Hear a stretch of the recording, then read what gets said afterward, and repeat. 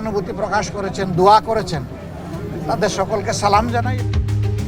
সোহরাওয়ার্দী উদ্যানে অসুস্থ জামায়াত আমিরের হাসপাতালে খোঁজ খবর নিতে গেলেন প্রেস সচিব ও বিএনপি নেতারা। রাজধানীর সোহরাওয়ার্দী উদ্যানে দলীয় জাতীয় সমাবেশে বক্তব্য দেওয়ার সময় হঠাৎ অসুস্থ হয়ে পড়েন বাংলাদেশ জামায়াতে ইসলামের আমির ডাক্তার শফিকুর রহমান। প্রবল গরমে তিনি 2 দফায় অসুস্থ হলেও মঞ্চেই বসে বক্তব্য শেষ করেন। বিষয়টি নিশ্চিত করেছেন জামায়াতের নায়েবে আমির ডাক্তার সৈয়দ আবদুল্লাহ মোহাম্মদ তাহের।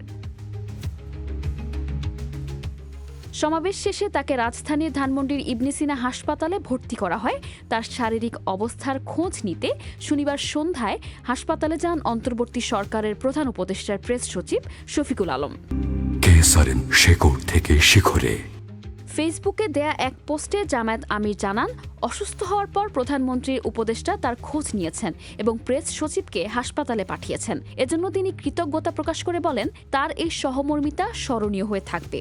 মহান আল্লাহ তাকে উত্তম যাজা দান করুন, আমিন। এদিকে শনিবার রাতে বিএনপির মহাসচিব মির্জা ফখরুল ইসলাম আলমগীরও শফিকুর রহমানকে দেখতে হাসপাতালে যান। তার সঙ্গে ছিলেন দলের স্থায়ী কমিটির সদস্য ডক্টর আব্দুল মঈন খান।